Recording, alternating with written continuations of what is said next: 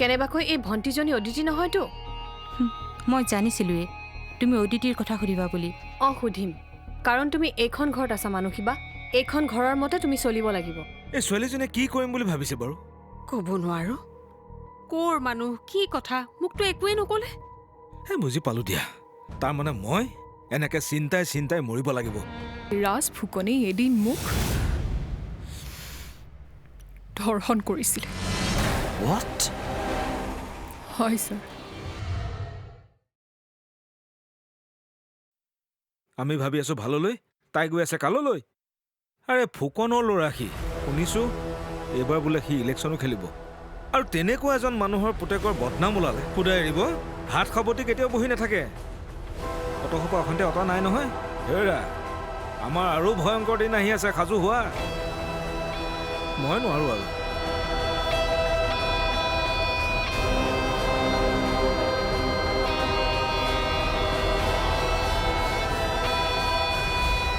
Wait a minute, আপুনি অভিনৱ ফুকনৰ ওপৰত এটা গুৰুতৰ অভিযোগ দিছে। Do you realise that?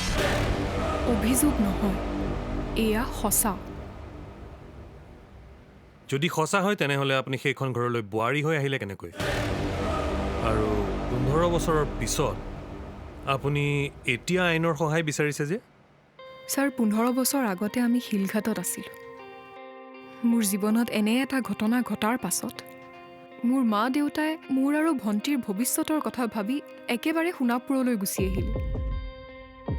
সোণাপুৰত HS পাছ কৰাৰ পাছত যেতিয়া মই কটন ইউনিভাৰ্চিটিত পঢ়ি আছিলোঁ, তেতিয়া অভিনৱ ফুকনৰ দ্বিতীয় পুত্ৰ নীৰৱ ফুকনৰ লগত মোৰ চা চিনাকি হ'ল। তেতিয়া আপুনি ৰাজ ফুকনৰ কথা জনা নাছিল? নাজানিছিলোঁ। শুনিছোঁ শিলঘাটৰ ঘটনাটোৰ পাছত অভিনৱ ফুকনে ৰাজ ফুকনক US লৈ পঠিয়াই দিছে। সেই কথা মই জানো। তেওঁ বহু বছৰ ধৰি USAত আছিল। তাৰ পাছত কওক। এদিন মোক নীৰৱ ফুকনে বিয়াৰ প্ৰস্তাৱ দিলে। অভিনৱ ফুকনে আমাৰ বিয়াৰ কথা ঠিক কৰিবলৈ আমাৰ ঘৰলৈকো গ'ল। বিয়া হৈ গ'ল, কিন্তু ৰাজ ফুকন নিজৰ ভায়েকৰ বিয়ালৈ অহা নাছিল। ৰ'ব, বিয়াত আপোনাক অভিনৱ ফুকনে চিনি পোৱা নাছিল? ছাৰ, আচল কথাটো হ'ল যে মোৰ লগত যেতিয়া এই ঘটনাটো ঘটিছিল, এই ঘটনাটোত অভিনৱ ফুকনৰ পুত্ৰ ৰাজ ফুকন জড়িত হৈ থকা বুলি মই গমেই পোৱা নাছিলোঁ।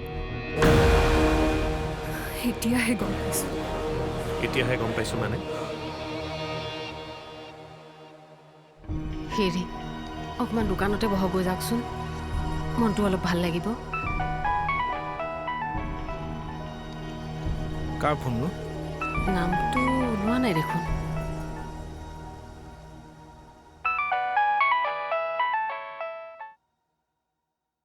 হেল্ল'। নমস্কাৰ বৰুৱাদেৱ। নমস্কাৰ নমস্কাৰ। কোনে ক'লে? মই কৃপাল গোস্বামী। সেইদিনা ডিভোৰ্চৰ কথাটো লৈ আপোনালোকৰ ঘৰলৈ গৈছিলোঁ যে, মনত আছেনে? হয়, আছে। অদিতিয়ে ডিভোৰ্চৰ পেপাৰবোৰ চাইন কৰিলেনে? নাই কৰা। এতিয়াও কৰা নাই? মই ভাবিছিলোঁ তাই চাইন কৰি থৈছে আৰু মই এদিন গৈ লৈ আহিমগৈ। আপোনালোক কেনে মানুহে? চাইনকেইটা কৰোঁতে ইমান সময় লাগেনে? চাইনকেইটা সোনকালে কৰাওক। কামবোৰ যিমান সোনকালে হ'ব সিমানে সকলোৰে কাৰণে ভাল। ফুকন ছাৰে আপোনাৰ নম্বৰটো দি আপোনাক ফোন কৰিবলৈ ক'লে। ইয়াৰ অৰ্থ এইটো নহয় যে তেখেতসকলে আপোনালোকৰ লগত এই কেছটোত লাগি থাকিব। আৰু এটা কথা, কিবা ডিমাণ্ড আছে যদি কওক। আৰু কিছুমান কাম মিউচুৱেল আণ্ডাৰষ্টেণ্ডিঙত হ'লেও সকলোৰে কাৰণে সুবিধা হয়। কিবা টকা পইচা লাগিলে ক'ব, তেখেতসকলে সকলো দিবলৈ ৰাজি আছে। আমাক টকা পইচা একো নালাগে। তেনেহ'লে কি লাগে কওক, সোনকালে চহীকেইটা কৰাই থ'ব। মই গৈ লৈ আহিমগৈ। এতিয়া থৈছোঁ।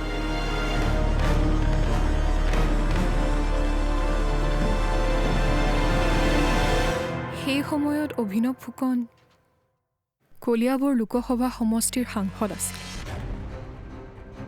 আৰু ঘটনাটো শিলঘাটৰ আইবিত ঘটিছিল। ঘটনাটো ঘটাৰ কিছু সময়ৰ ভিতৰতে অভিনৱ ফুকনে সকলো এনেদৰে মেনেজ কৰিলে যে ঘটনাটোত অভিযুক্ত কোন গম পোৱা নগ'ল। আপোনালোক থানালৈ যোৱা নাছিল? থানাৰ পুলিচলৈকে সকলো এনেভাৱে মেনেজ কৰা হ'ল যে মোৰ মা দেউতাই কেছটো উঠাই ল'বলৈ বাধ্য হৈছিল, আনকি ৰাজনৈতিক প্ৰেছাৰো দিছিল। I see. অভিযুক্ত কোন মোৰ মা দেউতাই জানিবলৈ বাৰে বাৰে চেষ্টা কৰিছিলে, কিন্তু কোনেও জানিবলৈ নিদিলে। ওলোটা মোৰ মা দেউতাক টকা দি এটা সুনিশ্চিত ভৱিষ্যতৰ আশা দেখুৱাই সেইখন গাঁৱৰ পৰা পঠাই দিলে। ৰ'বচোন, আপুনি ক'লে আপুনি অভিযুক্ত কোন গমেই পোৱা নাছিল। এতিয়া 15 বছৰৰ পিছত অভিযুক্ত কোন সেইটো কেনেকৈ গম পালে? আপুনি ঠিকেই প্ৰশ্ন কৰিছে ছাৰ। ৰাজ ফুকনৰ মুখখন মোৰ মনত নাছিল, কিন্তু তেওঁৰ বুকু টাকি থোৱা টেটু এটা মোৰ স্পষ্টকৈ মনত ৰৈ গৈছিল। সেই 15 বছৰ ধৰি সেই টেটুটো মই আজিলৈকে পাহৰিব পৰা নাই। মোৰ ভুল হ'বই নোৱাৰে। আৰু ৰাজ ফুকনে নিজেই স্বীকাৰ কৰিছে যে তেওঁ সেই মানুহজন হয়। শিলঘাটত থাকোঁতে আমাৰ অৱস্থা ভাল নাছিল। বানপীড়িত অঞ্চল কাৰণে আমাৰ কিছু মাটি বাৰী ডুবি গৈছিল। সেইকাৰণে 2 পইচা আৰ্জিবলৈ দেউতাই ওচৰৰ IB-টোতে চাফ চিকুণ কৰাৰ দায়িত্ব লৈছিল। মাজে সময়ে বেলেগ বেলেগ কামো কৰিছিল। মই বুজিছোঁ। সেইদিনা দেউতাৰ বেলেগ এটা কাম থকাৰ বাবে IB-টো চাফ চিকুণ কৰিবলৈ মোকে পঠাইছিল। ঘটনাটোৰ দিনা কেনেকৈ কি কি ঘটিছিল মোক ভালকৈ কওক।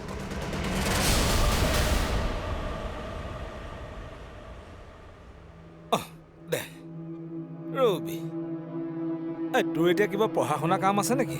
নাই অঁ, মোৰো মানে চাপৰি পাওঁতে অকণমান দেৰি হ'ব বুজিছ। আজি আহি পেলাই কোনোবা আলহী আহিব বোলে, 2 দিনমান থাকিবও চাগে। আমাৰ যে ভিতৰৰ ৰেলডাল আছে তাৰ ওপৰতে IB চাবিটো আছে। তই চাবিটো নি আউটকৈ IBৰ কোঠাত তই চাফা কৰি থৈ আহিব পাৰিবি? হ'ব। কাম কৰিছো চোৱা, কাম কৰিছো চোৱা। মা মই যাওঁ। যা সোনকালে আহিবি। ঠিক আছে।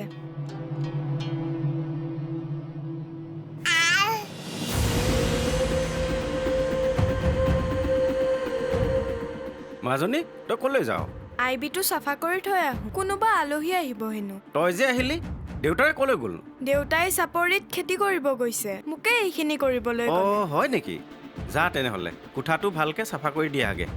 মই অলপ পিছতে গৈ আছোঁ, তয়ো মোৰ লগতে আহিব পাৰিবি। হ'ব খুৰা।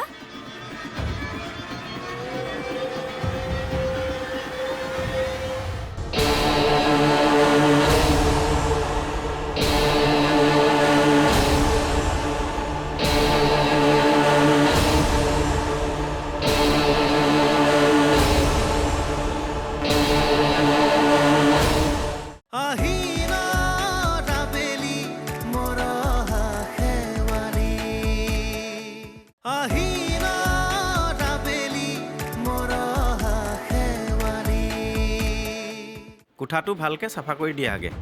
মই অলপ পিছতে গৈ আছোঁ, তয়ো মোৰ লগতে আহিব পাৰিবি। হ'ব খুৰা।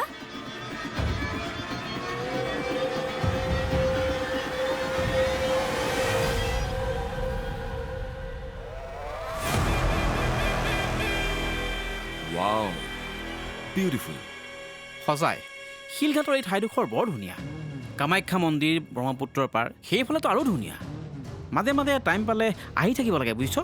এই সেইফালে চা। তই সেইটোহে ধুনীয়া দেখিলি। বাদ দেৱে সৰু ছোৱালী।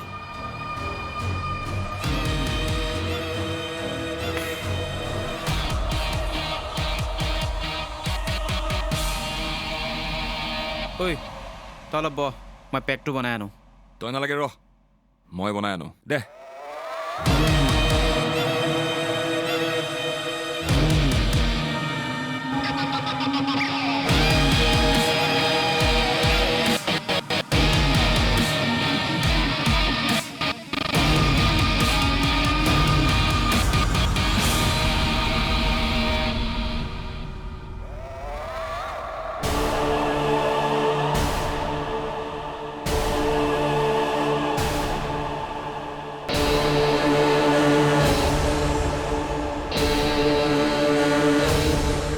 কি নামটো?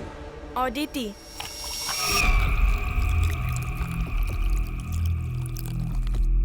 তই ইয়ালৈ চাফা কৰিবলৈ সদায় আহ নেকি? নাই, দেউতাই আহে, মই মাজে মাজে এনেকৈ আহোঁ। ওচৰতে।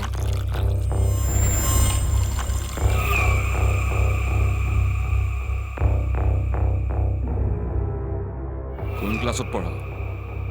ক্লাছ 9। ক্লাছ 9। ভালকে চাফা কৰিবি দেই।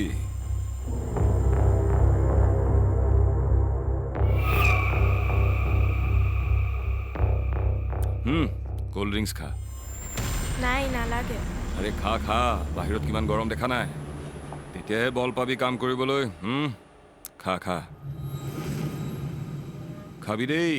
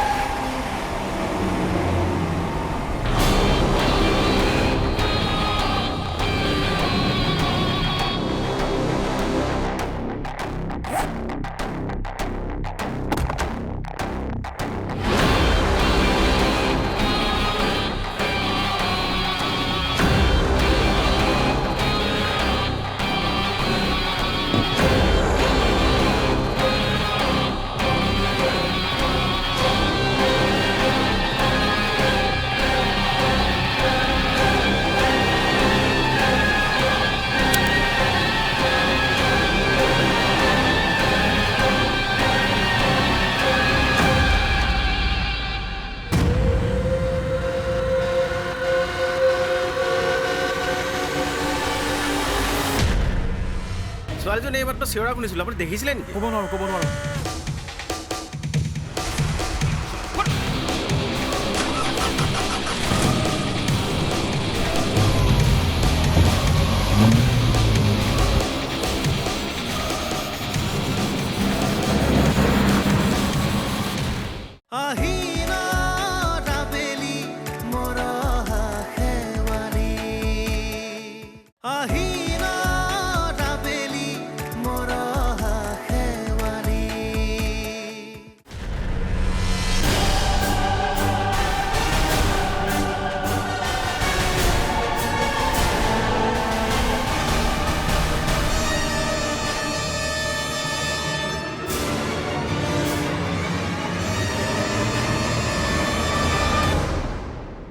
ঐ মানুহ আহিছে, সোনকালে ওলা নহ'লে ফচি মৰিবি।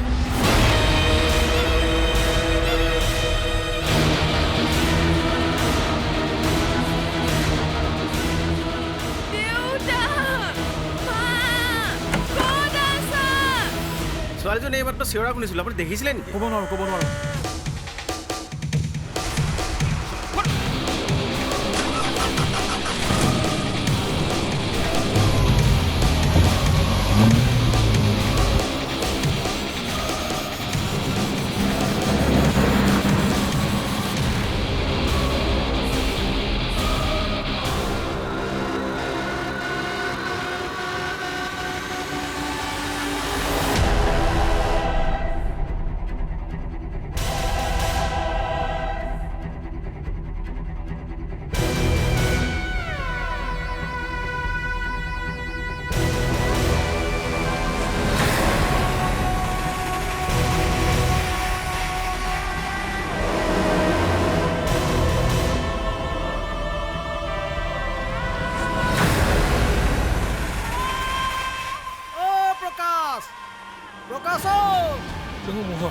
আকৌ কি হ'ল?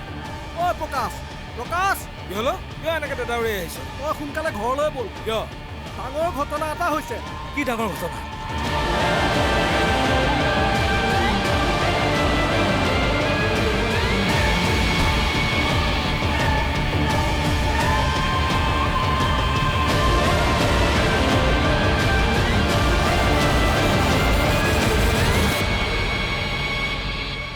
এতিয়া মোৰেই দুৰ্ভাগ্য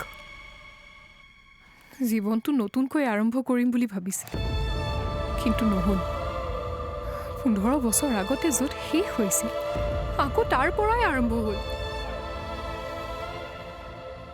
মোৰ দুৰ্ভাগ্য যে মই এইখন ঘৰলৈকে বিয়া হ'লোঁ সঁচা কথা ক'বলৈ গ'লে মোৰতো বিয়া হোৱাৰ ইচ্ছাই নাছিল মা দেউতাৰ সুখৰ কাৰণেহে বিয়া হ'লোঁ সেই ঘটনাটোৰ কথা আপুনি নীৰৱক কোৱা নাছিল এখেতক মই কথাবোৰ ক'বলৈ বহুতবাৰ চেষ্টা কৰিছিলোঁ কিন্তু তেতিয়া তেখেতে মোৰ অতীতৰ কোনো কথাই জানিব খোজা নাছিলে কিন্তু এতিয়া জানিল হয় ছাৰ এতিয়া মই সকলো কথা মুকলিকৈ ক'লোঁ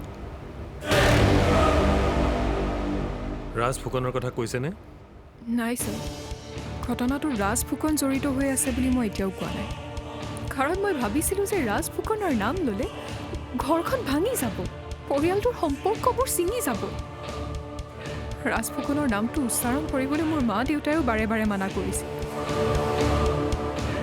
কিন্তু মই এতিয়া ভাবিছোঁ যে ৰাজ ফুকনৰ আচল চৰিত্ৰটো সকলোৱে জনাটো দৰকাৰ